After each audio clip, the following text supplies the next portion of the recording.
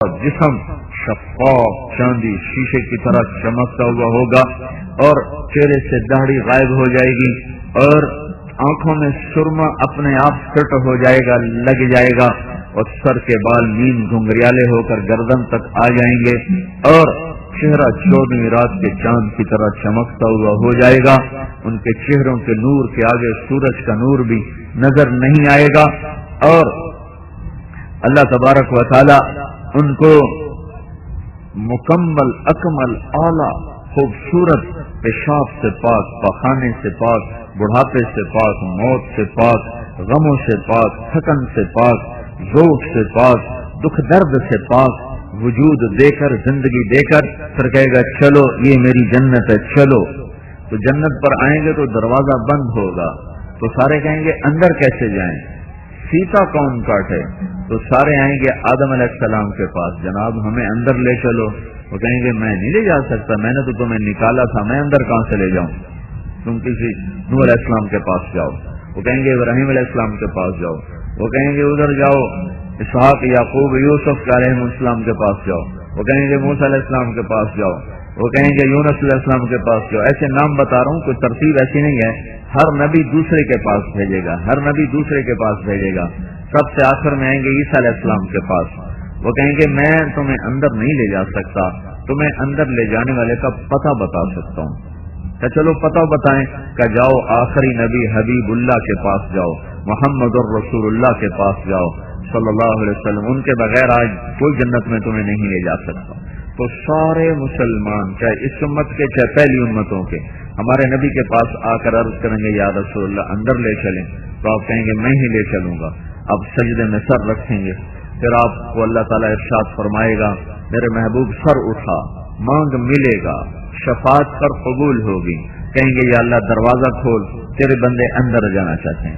اللہ کہے گا تو افتتاح کر، افتتاح نہیں کرتے، فیتا کاٹتے ہیں، دیکھا نا کبھی فیتا کاٹ رہے ہوتے ہیں، تو اللہ کہے گا چل تو افتتاح کر۔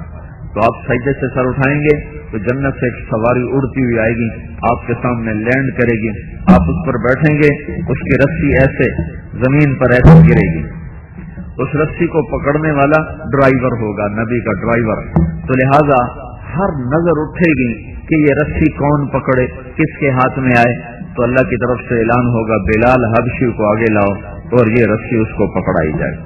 تو حضرت بلال رضی اللہ تعالیٰ عنہ آپ کی سواری کی رسی پکڑیں گے، اور آپ نے کہا وہ میرے ساتھ ساتھ جائے گا۔ پھر آپ دروازے پر دستک دیں گے تو اندر سے پوچھے گا فرشتہ کون ہے، تو آپ کہیں گے محمد رسول اللہ ہے صلی اللہ علیہ وسلم۔ وہ کہیں گے یا رسول اللہ آپ کا تو انتظار ہو رہا تھا، آپ کے اللہ نے کہا تھا جب تک میرا حبیب نہ آئے دروازہ نہیں کھولنا، اور تو نے خود اٹھ کے کھولنا ہے۔ یا رسول اللہ میں کبھی کسی کے لیے نہیں اٹھا، آپ کے لیے اٹھ رہا ہوں۔ جنت کا فرشتہ رضوان وہ دروازہ کھولے گا تو آپ نے کہا میں اندر داخل ہوں گا، میرے ساتھ میری امت کے غریب لوگ پہلے ہوں گے، مالدار لوگ پیچھے ہوں گے۔ آگے جب اندر داخل ہوں گے تو آگے فرشتے بھی کھڑے ہوں گے، سواریاں بھی کھڑے ہوں گے۔ فرشتے کہیں گے سلام علیکم، پہلی خوشخبری سلام علیکم، آپ کو ہم سلام بھی پیش کرتے ہیں اور آپ سلامتی میں بھی آ گئے۔ پھر کہیں گے طیبتم، مبارک ہو، آپ پاک ہو گئے، پاک ہو گئے پیشاب سے، پخانے سے، تھکن سے، بیماری سے، دکھ سے، دردوں سے، نجات، پاک ہو گئے۔ فادخلوها، تیسری خوشخبری اب آپ اندر آئیے۔ چوتھی خوشخبری خالدین، آپ نے ہمیشہ رہنا ہے، یہاں سے نکلنا نہیں۔ تو یہ آگے بڑھیں گے تو ہر آدمی اپنی سواری کی طرف ایسے جائے گا جیسے آپ یہاں سے اٹھ کر اپنے موٹر سائیکل، سائیکل اور گاڑی کی طرف جاؤ گے۔ ممکن ہے اندھیرے میں آپ کو ڈھونڈنا پڑے میرا سائیکل کتنے، لیکن وہاں ہر آدمی ایسے سیدھا تیر کی طرح اپنی سواری کے پاس جائے گا۔ آگے اس سے خدام ہوں گے، وہ ان کو لے کر ہوا میں اڑیں گے، اور ہر آدمی اپنے اپنے ٹھکانے کی طرف چلنا شروع ہوگا۔ جو جنت الفردوس کے لوگ ہیں ان کو ایک جگہ پہلے اتارا جائے گا، وہاں سفید موتی کا محل ہوگا اور اس پر سرخ یاقوت کے برج ہوں گے، وہاں اس کی سواری اترے گی، اس میں سے جنت کی لڑکیاں نکلیں گی۔ ان کے حسن و جمال کو دیکھ کر وہ بالکل حیران پریشان ہو جائے گا، وہ گھوڑے سے اس سواری سے اترنا چاہے گا تو اس کے خدام کہیں گے آپ کہاں جا رہے ہیں؟ وہ کہے گا یہاں نہ اتروں۔ وہ کہیں گے یہ بھی آپ ہی کا ہے لیکن آپ کا مقام اس سے بھی اوپر ہے۔ پھر اس کو لے کر وہ اڑیں گے تو آگے ایک سرخ یاقوت کا محل آئے گا اور اس کے موتیوں کے کنگرے ہوں گے، پھر اس کو وہاں اتاریں گے. وہاں پہلے محل سے زیادہ حسین لڑکیاں اس کا استقبال کریں گی، تو وہ پھر اترنا چاہے گا تو اس کو اس کے خدام کہیں گے آپ کیا کر رہے ہیں؟ وہ کہے گا میں یہاں اترنا جاؤں، یہی نہیں ٹھکانا. وہ کہیں گے یہ بھی آپ ہی کا ہے، لیکن آپ کا مقام اس سے بھی آگے ہے، اس سے بھی بلند ہے. پھر اس کو لے کر وہ جا کر جنت الفردوس پر اتاریں گے، جہاں اللہ تعالیٰ نے جو محل بنائے ہیں وہ اپنے ہاتھوں سے بنائے ہیں. باقی ساری جنت کو کہا بن جا، وہ بن گئی.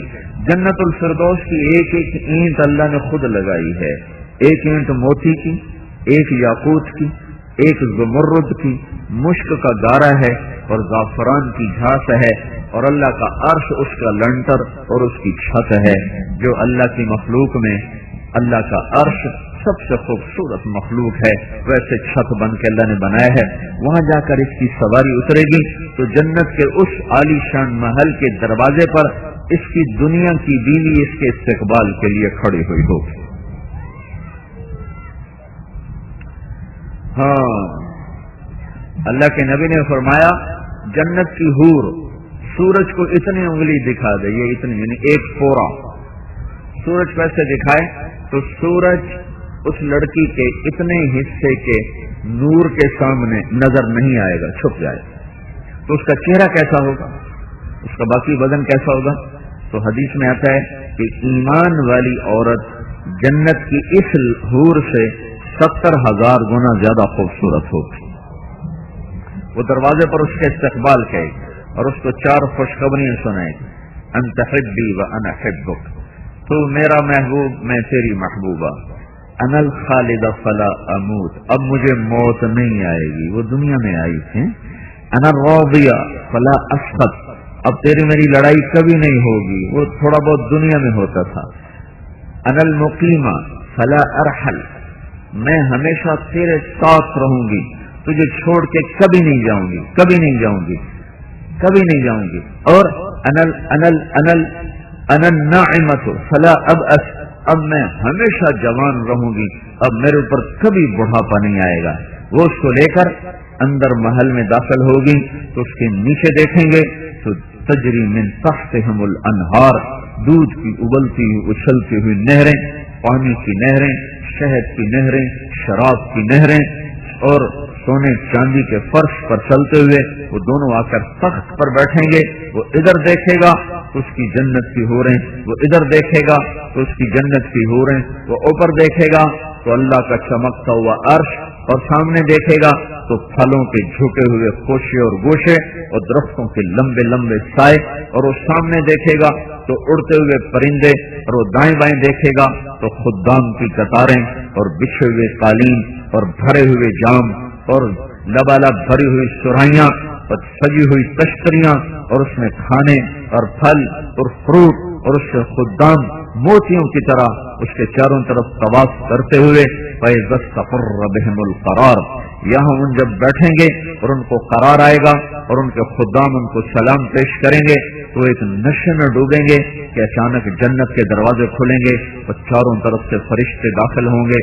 وَالْمَلَائِكَةُ يَدْخُلُونَ عَلَيْهِم مِّن كُلِّ بَابٍ سَلَامٌ عَلَيْكُمْ بِمَا صَبَرْتُمْ فَنِعْمَ عُقْبَى الدَّارِ. فرشتے آ کر ان کو سلام پیش کریں گے، کہیں گے ہم آپ کی خدمت میں حاضر ہوئے ہیں سلام کرنے کے لیے، جو آپ دنیا میں صبر سے فیصلہ آباد میں صبر کی زندگی گزار کر آئے، آج اس کا صلہ ہے کہ ہم آپ کو سلام پیش کر رہے ہیں. فرشت نوکروں کا سلام، فرشتوں کا سلام، اس کا ایک نشہ ہوگا، اور وہ نشہ ابھی باقی ہوگا کہ ایک دم اللہ پاک کا عرش کھلے گا اور اللہ خود سامنے آ کر کہے گا سلام قولا من رب الرحیم، میرے بندو تمہارا رب بھی تمہیں سلام پیش کرتا ہے. سبحان اللہ. یہ وہ آخری ٹھکانہ ہے جہاں انسان پہنچنے والا ہے اللہ اس کے رسول کی غلامی کا حق ادا کرنے کے بعد. پھر اللہ تعالیٰ جب سلام پیش کرے گا پھر پوچھے گا کیوں بھائی ہوں خوش ہو، راضی ہو، ہر روبی تم خوش ہو گئے ہو؟ کہیں گے یا اللہ وما لنا لا نرضى وقد اعطيتنا ما لم تعط احدا من خلقك، یا اللہ تو نے وہ کچھ دے دیا جو کسی کو نہیں دیا. پھر اللہ تعالیٰ فرمائے گا افلا اعطيكم بافضل من ذلكم، اب میں تمہیں اس سے بھی اعلیٰ درجے کی چیز عطا کروں؟ تو کہیں گے یا اللہ وہ اس سے اعلیٰ چیز کیا ہے؟ تو اللہ تعالیٰ فرمائیں گے احل علیکم رضوانی فلا اسخط علیکم ابدا، جاؤ اب میں راضی ہوں، اب کبھی ناراض نہ ہوں گا۔ جب اللہ کا دیدار ہوگا نا تو وہ کہیں گے یا اللہ ہمیں تو پتہ بھی نہیں تھا، تو اتنا خوبصورت، اتنے جمال والا ہے، یا اللہ ہم دنیا میں تجھے بغیر دیکھے سجدے کرتے رہے ہیں، تو آج تو ہمیں اجازت دے جیسے ہم دنیا میں تجھے دیکھے بغیر سجدے کرتے رہے، آج ہم تجھے دیکھ کر تجھے سجدہ کرنا چاہتے ہیں۔ تو اللہ تعالیٰ فرمائیں گے سجدے ختم، معاف، فیصلہ آباد میں تھے، یہاں نہیں، یہاں تم مہمان ہو اور میں میزبان ہوں، اور مہمان کو تکلیف دینا یہ میزبان کی شان کے خلاف ہے۔ وہ فیصلہ آباد کی نمازیں مجھے قبول ہیں، وہ تہجد، وہ راتوں کا رونا، قد طالما اتعبتم لی الابدان وانصبتم اعنیتم لی الوجوہ وانصبتم لی الابدان، میں دیکھتا تھا فیصلہ آباد میں تم جب گڑ کے کھڑے ہوتے تھے اور تمہاری پیشانی زمین میں خاک آلود ہوتی تھی اور تم تڑپ تڑپ کے مجھے پکارتے تھے اور آنسو تمہارے گرم گرم زمین پر گرتے تھے، بس مجھے وہی پسند ہے۔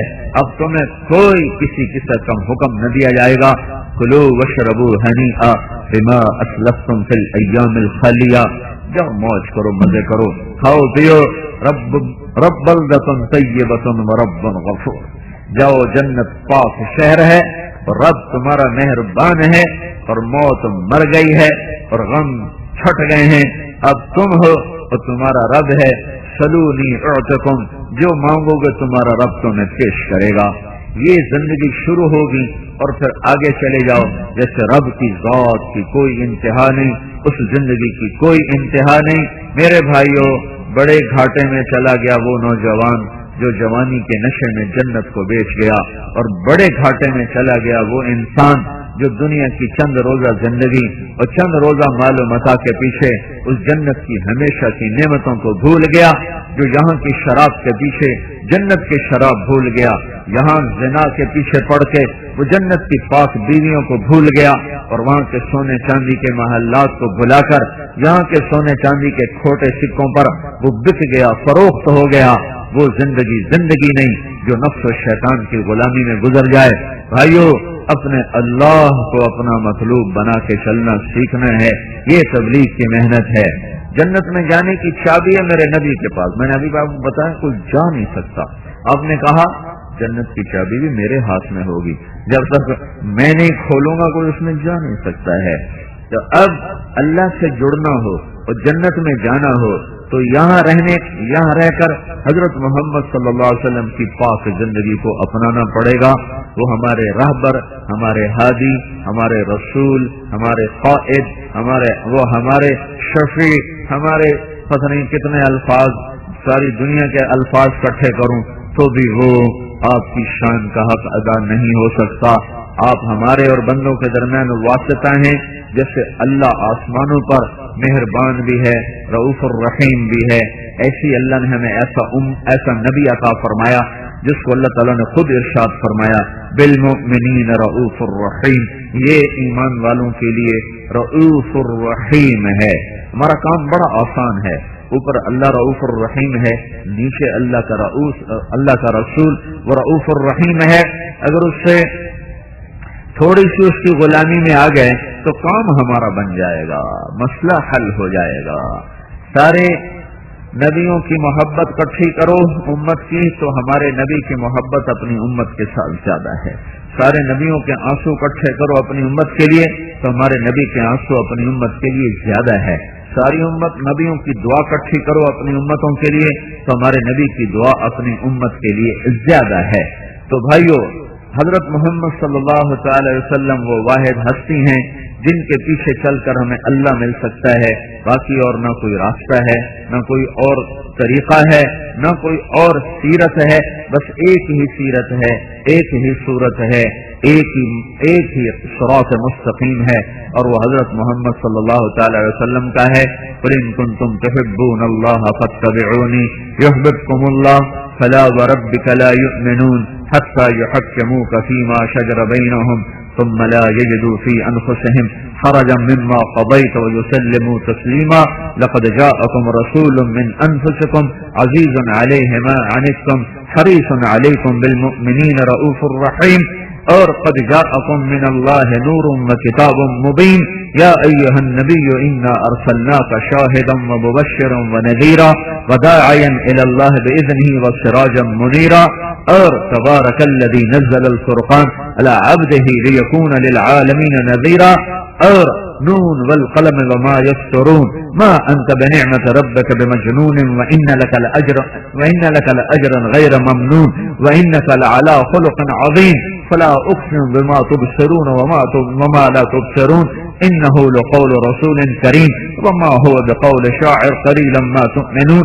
ولا بقول كاهن قليلا ما تذكرون تنزيل من رب العالمين ياسين والقرآن الحكيم إنك لمن المرسلين على صراط مستقيم والضحى والليل إذا سجى ما ودعك ربك وما قلى وللآخرة خير لك من الأولى ولسوف يعطيك ربك فترضى ألم نشرح لك صدرك ووضعنا عنك وزرك الذي أنقض ظهرك ورفعنا لك ذكرك إنا أعطيناك الكوثر فصل لربك وانحر إن شانئك هو الأبتر یہ اللہ اپنے حبیب کی تعریف کر رہا ہے. سارا قرآن بتایا. میں یہ شاعر بیچارے کیا نعت خوانی کریں گے؟ بھائی شاعروں کے پاس تو اپنا ہی علم ہے نا، تو ان کو اپنی سطح کے برابر اللہ اجر دے گا، لیکن یہ اللہ اپنی سطح پر اپنے نبی کی تعریف کر رہا ہے. سبحان. صرف 2-3 آیات کا ترجمہ کرتا ہوں. والضحى والليل اذا سجى ما ودعك ربك وما قلى وللآخرة خير لك من الأولى ولسوف يعطيك ربك فترضى. کچھ دن ایسے گزرے کہ اللہ نے وحی بند کر دی. اپنی حکمت وہی بند ہوئی تو قریش تانے دینے لگے، اس کا رب اسے چھوڑ گیا، اس کا رب اس پہ ناراض ہو گیا. تو آپ کو بڑا صدمہ ہونے لگا. وہی بند ہو گئی، کافر تانے دے رہے ہیں، میں کیا کروں؟ ایک دن حضرت خدیجہ نے بھی کہہ دیا کہ یا رسول اللہ ناراض تو نہیں ہو گئے؟ تو اپنوں کی بات بہت زیادہ چبھتی ہے، ٹھیک ہے نا بھائی، اپنوں کی بات بہت چبھتی ہے. تو حضرت خدیجہ کی بات ہمارے نبی کو لگ گئی. یہ تو خدیجہ بھی کہہ رہی ہے کہ اللہ ناراض ہو گیا. وہ جو اندر میں ایک ہوک اٹھی نا، اسی پر جبریل آیا پسینہ پسینہ، ہانپتا کانپتا بھاگتا، اور یہ آیات لے کر آیا. والضحى. دیکھو جب کہیں شک شبہ پڑ جائے نا تو اس کو دور کرنے کے لیے قسم اٹھائی جاتی ہے. صفائی دے بھائی، تم سانو تیرو تے شک کے صفائی دے، یعنی قسم دے. جب وہ قسم دیتا ہے تو چلو ٹھیک ہے بھائی، اس نے قسم دے دی، اب یہ جانے اللہ جانے، اب یہ جھوٹا بھی ہے تو ہم کہیں گے سچا ہے. جہاں شک ہوتا ہے وہاں قسم آتی. تو اللہ کے نبی کی طبیعت میں ذرا آ گئی بات کہ رب پتہ نہیں وہی نہیں بھیج رہا، کوئی کم ہیٹ ہوتے تو نہیں ہو گیا. تو اللہ نے اس کیفیت کو دور کرنے کے لیے اللہ نے قسمیں اٹھائیں. والضحى، مجھے روشن دن کی قسم، واللیل اذا سجا، مجھے چاہ رات کی قسم، ما ودعک ربک وما قلا، نہ میں نے تمہیں چھوڑا نہ میں تم پہ ناراض ہوں. وللآخرۃ خیر لک من الاولی، یہ دنیا گزرگاہ ہے، اصل شہنشاہی بادشاہی تیری آخرت کی ہے. ولسوف یعطیک ربک فترضی، یہ آیت جو میں نے ابھی پڑھی ہے پورے قرآن میں ہمارے نبی کی شان میں سب سے بلند آیت. اللہ کیا کہہ رہا ہے؟ ساری دنیا سے کہتا ہے مجھے راضی کر دو. میں کیوں بیان کر رہا ہوں؟ اللہ راضی ہو جائے. آپ کیوں سن رہے ہو؟ اللہ راضی ہو جائے. موسیٰ علیہ السلام طور پہ دوڑے ہوئے آئے، اللہ نے پوچھا بھاگ کے کیوں آئے ہو؟ کہا اللہ تو راضی ہو جائے. اجلت الیک رب لترضی، ساری دنیا سے کہتا مجھے راضی کرو. وہ اللہ، وہ شہنشاہ، وہ مالک الملک جو ساری دنیا کو کہتا ہے مجھے راضی کرو، وہ اللہ کہہ رہا ہے اے میرے محبوب میں نے تمہیں راضی کرنا ہے. یہ ہے، میں نے تمہیں راضی کرنا ہے، میں تمہیں اتنا دوں گا کہ تو راضی ہو جائے گا. اب اس کا ایک اور ترجمہ سنو جو امام راضی نے کیا ہے. والضحى، اے میرے نبی مجھے تیرے روشن علم کی قسم، واللیل اذا سجا، مجھے تیری ستاری کی چادر کی قسم جس میں تو اپنی امت کو چھپا لیتا ہے. میں نے تمہیں کوئی نہیں چھوڑا، میں تم پہ ناراض کوئی نہیں. اس کا ایک تیسرا ترجمہ سنو، وہ بھی امام راضی نے کیا ہے. والضحى، اے میرے نبی مجھے تیرے روشن چہرے کی قسم. یہ سب سے پیارا ترجمہ ہے. واللیل اذا سجا، مجھے تیری سیاہ زلفوں کی قسم. ما ودعک ربک وما قلا، بھلا میں تم پہ ناراض ہو سکتا ہوں؟ میں نے تمہیں اپنا حبیب بنایا، بھلا میں تم پہ ناراض ہو سکتا ہوں؟ حبیب اللہ، ایک ہوتا ہے خلیل، ایک ہوتا ہے کلیم، ایک ہوتا ہے حبیب. خلیل اللہ کہہ رہا ہے وَجَعَلْنِي مِنْ وَرَثَةِ جَنَّةِ النَّعِيمِ، یا اللہ مجھے جنت کو عطا فرما ہے. اور حبیب اللہ کو اللہ کہہ رہا ہے اِنَّا أَعْطَيْنَاكَ الْكَوْثَرَ، میں نے جنت کی چابی تجھے دے دی ہے. خلیل اللہ کہہ رہا ہے لا تخزنی یوم یبعثون، یا اللہ مجھے قیامت کے دن ذلیل نہ کرنا. اور حبیب اللہ کو اللہ کہہ رہا ہے یوم لا یخزی اللہ النبی، جس دن اللہ کبھی اپنے نبی کو رسوا نہ کرے گا. خلیل اللہ یہ کہہ رہا ہے وَجَعَلْ لِي لِسَانَ صِدْقٍ فِي الْآخِرِينَ، یا اللہ میرا لوگوں میں نام زندہ رکھنا بعد میں آنے والوں میں. مانگا اللہ نے دے دیا. درود ابراہیمی ہم الطیات میں پڑھتے ہیں تو اللہ نے اپنے حبیب کو مانگنے سے پہلے فرمایا وَرَفَعْنَا لَكَ ذِكْرَكَ، میں نے تیرے نام کو اونچا کر دیا. خلیل اللہ کہہ رہے ہیں وَجْنُبْنِي وَبَنِيَّ أَن نَّعْبُدَ الْأَصْنَامَ، یا اللہ مجھے اور میری اولاد کو بت پرستی سے بچا لینا. اور اللہ حبیب اللہ کو کہہ رہا ہے انما یرید اللہ لیذھب عنکم الرجس اہل البیت ویطہرکم تطہیرا، اے اہل بیت محمد ہم نے آپ کو پاک کر دیا. کیا آپ نے کہا؟ اللہ نے کیا کہا؟ یا نساء النبی لستن کاحد من النساء، اے میرے نبی کی بیویوں تمہارے جیسی عورت دنیا میں ہے ہی کوئی نہیں. بیگمات کو ایسے اونچا کر دیا. آگے کیا کیا؟ آپ نے فرمایا فاطمہ، فاطمہ میری بیٹی جنت کی عورتوں کی سردار ہے. آگے کیا کر دیا؟ حسن اور حسین میرے بیٹے جنت کے نوجوانوں کے سردار ہیں. اور کیا کر دیا؟ علی کا ہاتھ پکڑ کے ایسے اپنی طرف کھینچ کر کہا علی تو راضی ہے؟ جنت میں تیرا گھر میرے گھر کے سامنے ہوگا، سودا منظور ہے؟ تو حضرت علی رونے لگے کہ یا رسول اللہ میرا گھر پورا ہو گیا ہے.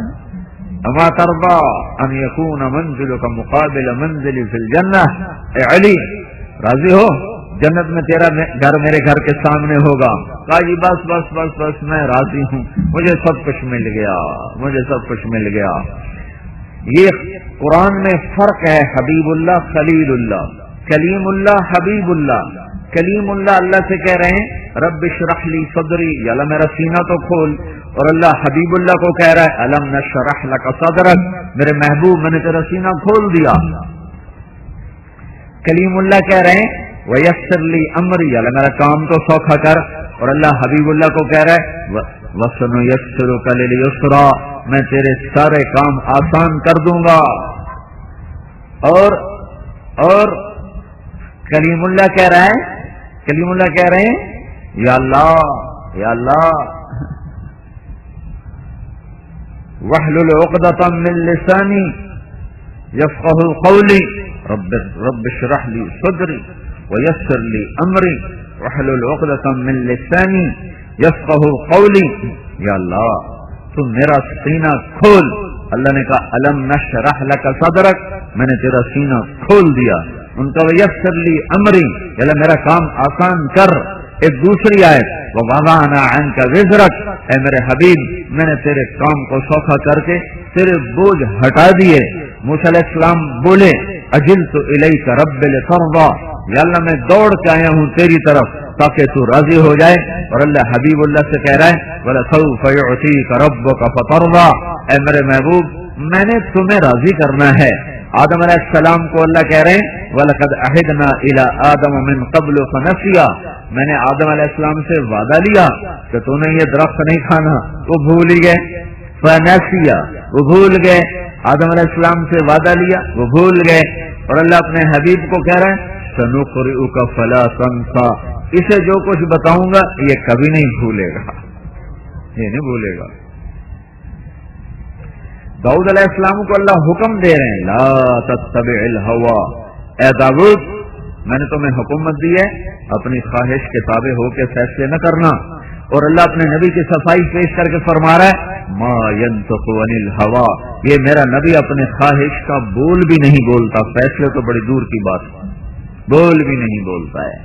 اللہ نے ایسا رسول دیا ہے جو رؤوف ہے، جو رحیم ہے، جو محمد ہے، جو احمد ہے، جو ماحی ہے، جو حاشر ہے، جو عاقب ہے، جو فاتح ہے، جو خاتم ہے، ابو القاسم ہے، اور طٰہٰ ہے، اور یاسین ہے، اور مزمل ہے، اور مدثر ہے، اور شاہد ہے، اور مبشر ہے، اور نذیر ہے، اور داعی الی اللہ ہے، اور سراج منیر ہے، اور رحمت للعالمین ہے.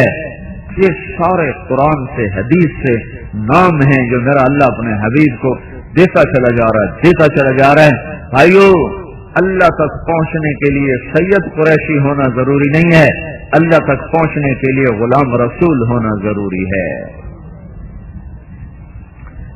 بلال کوئی قریشی ہے، بلال کوئی سید ہے، بلال تو حبشی ہے، غلام ہے. بتایا نہیں نبی کی سواری کی لگام پکڑ کے ساتھ جنت میں چلا گیا. تو بھائیو، حضرت محمد صلی اللہ علیہ وسلم کی پاک زندگی اپنی زندگی بناؤ، اس کو سیکھو. اس کو سیکھنا تبلیغ کی محنت ہے. اور ہمارے نبی آخری نبی ہیں، آپ کے بعد کوئی نبی نہیں ہے. آپ نے فرمایا مثلی ومثل الانبیاء من قبلی کمثل رجل بنا بیتا فاجملہ واحسن. میری اور مجھ سے پہلے نبیوں کی مثال ایسے ہے جیسے ایک آدمی نے بڑا عالی شان گھر تو بنا کے مکمل کر دیا، پر ایک پتھر نہیں لگایا. سارا گھر مکمل، ایک پتھر کوئی نہیں. فجعل الناس یطوفون به ویعجبون له ویقولون هلا وضعت هذه. تو لوگ سارا گھر دیکھ رہے ہیں اور حیران ہو رہے ہیں، بڑا خوبصورت، بڑا خوبصورت. اور جب اس جگہ پر آتے ہیں، یار یہ پتھر کیوں نہیں لگایا، ابھی یہ پتھر کیوں نہیں لگایا، اب یہ پتھر لگا کے گھر مکمل کرو. تو آپ نے کہا وہ محل نبوت کا محل ہے اور وہ آخری پتھر میری ہستی ہے. فَأَنَا النَّبِنَةُ الْأَخِيرَةُ وَأَنَا خَاتَمُ النَّبِيِّينَ. وہ آخری پتھر میں ہوں اور وہ آخری نبی میں ہوں. نبوت کا محل میرے اوپر مکمل ہو گیا. لا نبی بعدی ولا امت بعدکم. میرے بعد نبی کوئی نہیں، تمہارے بعد امت کوئی نہیں. مینا کی وادی میں 1.25 لاکھ مجمع سامنے تھا. آپ نے کہا فَلْيُبَلِّغِ الشَّاهِدُ الْغَائِبُ. اب میرا پیغام آگے پہنچانا تمہارے ذمہ ہے. پہلے نبی کے بعد نبی آتا تھا تو امت کے ذمہ صرف بندگی کا کام تھا، نبی کے ذمہ پہنچانا تھا، امت کے ذمہ کرنا تھا. ہمارے نبی پر آ کر مہر لگ گئی، مہر خاتم. اب چھوٹے 4 سال کے تھے، 4 سال. تو حبشہ کے لوگ گزرے، جب آپ بکریاں چراتے تھے وادی حوازن میں، بنو سعد میں، تو انہوں نے جب دیکھا نا تو ایک دم آپ کو پکڑ لیا اور آپ کا کرتا اٹھا کے بغیر کسی سے پوچھے کرتا اٹھایا اور آپ کے پیچھے دیکھنے لگے تو وہ مہر نبوت کبوتر کے انڈے کی طرح ابری ہوئی جگہ تھی، اس پر بال تھے. تو حضرت حلیمہ سے کہنے لگے یہ بچہ کس کا ہے؟ ان کا میرا ہے. کیا یہ آنے والے وقت کا نبی ہے، تم ہمیں دے دو، ہم اس کو اپنے ملک لے جائیں گے، اس کی بڑی پرورش کریں گے. ان کا نہیں نہیں، میں اپنا جگر تمہیں کیسے دے دوں، تمہیں کیسے دے دوں. یہ تو حبشہ کے لوگوں کا رویہ. اسی وادی میں کچھ عرصہ بعد یہودی گزرے، یہ شروع سے ہی بدبخت ہیں، انہوں نے زندگی پر کوئی سیدھا کام نہیں کیا. مطلب ان کی عقل کا اندازہ لگاؤ کہ جب یہ ایمان والے تھے، مسلمان تھے، ہیں فرعون پیچھے آگے سمندر، سمندر میں ایک بڑی جھیل تھی، جھیل، سمندر نہیں ہے، جھیل تھی بہت بڑی. کچھ اللہ تعالیٰ نے ان کے لیے راستہ کھول دیا، یہ پار نکل گئے. فرعون اندر آ کے غرق ہو گیا. فرعون نے کہا ہمیں یقین نہیں آ رہا، تو فرعون کی لاش کو پانی نے باہر پھینک دیا. یہ سب دیکھا انہوں نے. موسیٰ علیہ السلام کے معجزے دیکھے، لاٹھی سانپ لاٹھی، جہاں ہاتھ ڈال کے نکالا سورج کی طرح روشن. اور سب سے بڑے دشمن کو آنکھوں سے غرق ہوتے دیکھا. جب پار نکلے نا، آگے چلے تو آگے کچھ لوگ پتھر کی پوجا کر رہے تھے، پتھر کی. تو موسیٰ علیہ السلام سے کہنے لگے اجعل لنا الہا کما لہم آلہہ، ایک خدا ہمیں بھی ایسا لے کے دے دو۔ یہ شروع سے ان کی عقل ہے، ماڑی عقل، فسادی۔ اوہو، اس امت کو اللہ نے چنا ہے، چنا۔ یہ موسیٰ علیہ السلام کے ساتھی ہیں، ساتھی جو کہنے لگے ایو جا پتھر دا خدا سانو ہی لے دے، اور یہ امت چنی ہوئی ہے، چنی ہوئی۔ رنگیلے کا نام تو آپ سب جانتے ہیں نا، اداکار مرحوم، بڑی غفلت کی زندگی گزاری، بڑی ضائع کر دیا اس نے اپنی ساری زندگی۔ تو 1996 میں ہماری جماعت فلمی اداکاروں میں کام کرتی رہی، اسٹیج اور فلم۔ تو ہم 2-3 دفعہ رنگیلے کو بھی لائے، مسجد میں لائے۔ رات کو 12-1 بجے کے قریب وہ فارغ ہوتا تھا، بیچارہ نشے میں ڈولتا ہوتا تھا، تو اس کو لے کر آتے تھے، چائے پلا، بات کر، بعض اوقات فجر کی اذان تک ساتھ بیٹھے بات ہوتی رہتی۔ تو یہ ایک بالکل گیا گزرا مسلمان ہے، وہ صحابی ہیں موسیٰ علیہ السلام کے جو کہنے لگے ایک پتھر کا خدا لے دو۔ یہ مسلمان ہے جس نے شاید بھول کر کبھی کوئی سجدہ کیا ہو۔ تو جب وہ آیا نا ہمیں ملنے 2-3 دفعہ، تو اس نے ایک دفعہ واقعہ سنا ہے کہ کہا میں نیپال گیا فلم کی شوٹنگ کرنے، تو وہاں ایک مندر ہے جہاں ہندو کے سوا کوئی نہیں جا سکتا، جیسے ہمارے بیت اللہ میں مسلمان کے سوا کوئی نہیں جا سکتا۔ تو وہ کہنے کہ میرا جی چاہا میں دیکھوں وہ کیا ہے۔ تو میں نے جو میک اپ کرنے والے ہوتے ہیں نا فلموں میں، میک اپ کرنے والے، تو میں نے اس سے کہا کہ میرا پنڈت کا نا وہ بناؤ، میک اپ بناؤ پنڈت کا۔ تو گنجا تو پہلی تھا، تو اس نے اس کے سر میں چوٹی لگا دی پنڈتوں والی، پنڈت چوٹی رکھتے تھے ایسے، چوٹی لگا دی، ادھر رنگ لگا دیے، وہ جو رنگ لگاتے ہیں عجیب قسم کیسے۔ اس نے ہاتھوں میں کڑے ڈال لیے، اور 2 نا پیلے سے رنگ کے اس نے چادریں، ایک چادر اوپر ایک باندھ لی، اور ہاتھوں میں کڑے، اور پاؤں میں وہ لکڑی کا جوتا، اور ساتھ کہنے کا میں نے پیسے تھیلی میں پیسے ڈال لی۔ تو جب میں اداکار تو تھا، اداکاری تو اس کا اپنا فن تھا، کہ جو ہی میں مین گیٹ میں داخل ہوا تو میں نے کہا ہرے رام، تو جو ہی میں نے ہرے رام کیا تو سارے مہاراج مہاراج مہاراج شروع ہو گیا۔ کہا تو میں تھیلی سے پیسے نکال کے ادھر پھینکے ادھر پھینکے، وہ تو سجدوں میں گرنے لگے، مہادیو مہادیو، مہاراج کے اوپر ہوتا ہے مہادیو مہادیو مہاراج مہادیو۔ تو میں بڑا چوڑا ہو کے چلتا رہا، آگے گیا تو پھنس گیا۔ آگے گائے کھڑی تھی، سونے کی گائے، اس کو سارے سجدہ کر رہے تھے، میں کہ مر گیا ہوں، سجدہ کرا تھا ایمان جاوے، نہ کرا تھا جان جاوے، ہوں کی کرا۔ تو کہنے لگا، میں خیر سے چلتا گیا بڑے اعتماد کے ساتھ، جب میں قریب گیا نا تو میں کہا یا اللہ میں تجھے سجدہ کر رہا ہوں، گائے کو نہیں، اللہ اکبر۔ تو میں اللہ نال گل کر لیا، میں گانو نہیں کر رہا، تینوں کر رہے ہیں، میں میری جان بچاؤں۔ اللہ اکبر۔ یہ ایک تھکا ہوا امتی ہے حضور پاک صلی اللہ تعالی وسلم کا، وہ اتنا جانتا ہے کہ سجدہ صرف اللہ کو ہے، چاہے نماز نہیں پڑھتا تھا۔ اور وہ موسیٰ علیہ السلام کے ساتھی ہو کر کہہ رہے ہیں یہ پتھر کا خدا ہمیں بھی لے کر دو۔ تو موسیٰ علیہ السلام نے کہا بھائی بڑے ہی بدبخت ہو تم،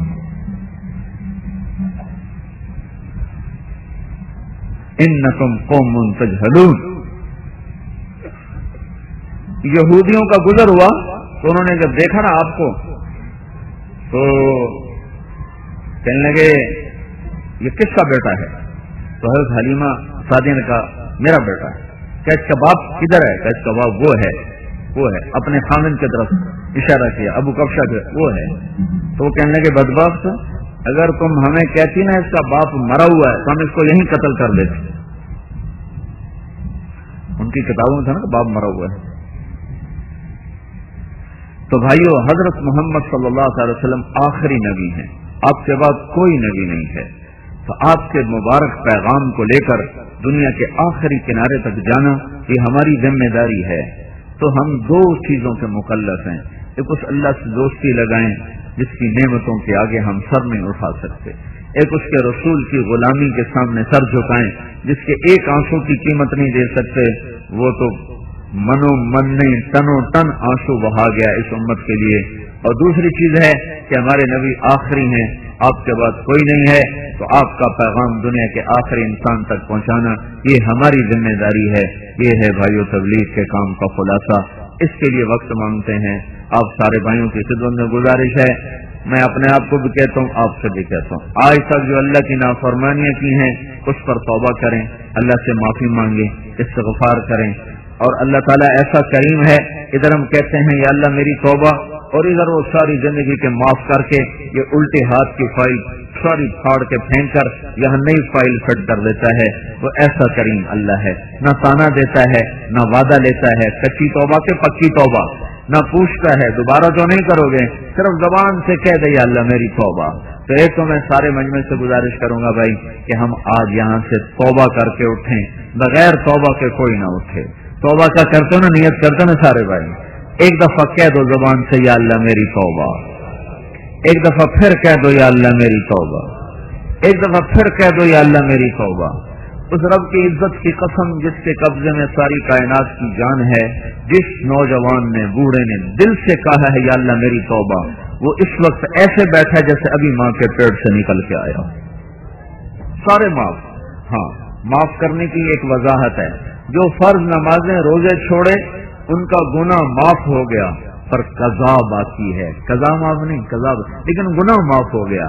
جو لوگوں کا حق دبایا مارا اس کا گناہ معاف ہو گیا، اس کے حق کی ادائیگی باقی ہے، حق کو ادا کر دو، گناہ معاف ہو گیا۔ اس سے میں کہہ رہا ہوں توبہ کرنے والا ایسے جیسے آج ماں کے پیٹ سے نکلا ہو، اور بھائیو ساری دنیا سے توبہ کروانی، ساری دنیا کے پاس ہم ہی نے اٹھ کے جانا ہے۔ تو جو یہ محنت کرتا کرتا دنیا سے چلا گیا وہ کل نبیوں کے ساتھ اٹھایا جائے گا۔ اب بھائیو پچھلی پر تو توبہ ہوگی نا سارے دوستوں کی، پکی ہوگی نا انشاءاللہ۔ اب بتاؤ بھائی نقد کون اللہ کی راہ میں نکل کر اپنی توبہ کو بھی پکا کرے، اوروں کو بھی اس کا تیار کریں؟ بولو بھائی، بولو جی، ہاں بھائی بولو بھائی، بولو بھائی، بیٹھا رہو، دعا تک بیٹھا رہو۔ اب مختصر بات کی بھائی، میں تو لمبا تو بیان بھی نہیں کیا۔ ماشاءاللہ جی، بولو بھائی، خود بھی توبہ کرنی ہے، اوروں سے بھی کروانی، خود بھی حکموں پہ جمنا ہے، اوروں کی بھی محنت کرنی ہے۔ پتہ نہیں کتنے لوگ ہیں جو منتظر ہیں۔ میں آپ کو میں ایک میڈیکل کالج میں گشت کر رہا تھا، تو ایک دروازے پہ دستک دی، ایک نوجوان باہر نکلا، میں نے کہا جی آپ سے بات کرنی، کہا جی کرو، میں نے کہا بیٹھ کے کرنی ہے۔ تو سامنے کمرہ خالی تھا، ہم وہاں بیٹھ گئے، میں نے تھوڑی دیر بات کی تو رونے لگا، مجھ سے کہنے لگا کیا مانگتے ہو؟ میں نے کہا 4 مہینے۔ کہا چلو میں آ رہا ہوں۔ حافظ آباد کا تھا، زمیندار گھرانے کا بچہ تھا۔ تو ہم رائمنڈ پہنچے، مجھے ساتھیوں نے کہا ساتھ لے جاؤ، ساتھ لے جاؤ۔ میں نے کہا یار یہ پکڑ پھکڑ والی تشکیل میرا مزاج نہیں ہے، جو آ گیا ٹھیک ہے، نہ آئے اللہ کی مرضی۔ میں نے کہا یار اس کے ایمان پہ چھوڑتے ہیں، آ گیا تو ٹھیک۔ 3 دن بعد وہ رائمنڈ پہنچ گیا لڑکا، اس نے 4 مہینے شروع کر دیے۔ 4 مہینے آخر میں وہ مجھے ملا تو اس کی بڑی خوبصورت داڑھی، اس کی پگڑی، لمبا کرتا، میں حیران پریشان اس کو دیکھ رہا۔ مجھ سے کہنے لگا مولوی صاحب آپ کو پتہ ہے آپ نے مجھے کہاں سے نکالا تھا؟ میں نے کہا کمرے سے۔ کہا نہیں، دوزخ سے، دوزخ سے۔ میں نے کہا کیوں؟ کہا شرابی میں، زانی میں، جواری میں، ڈاکو میں، میرا پورا گینگ تھا، ہم ڈاکے ڈالتے، پڑھتا تھا میڈیکل کالج میں، اور پورا ڈاکوؤں کے گروپ بنائے ہوئے تھے۔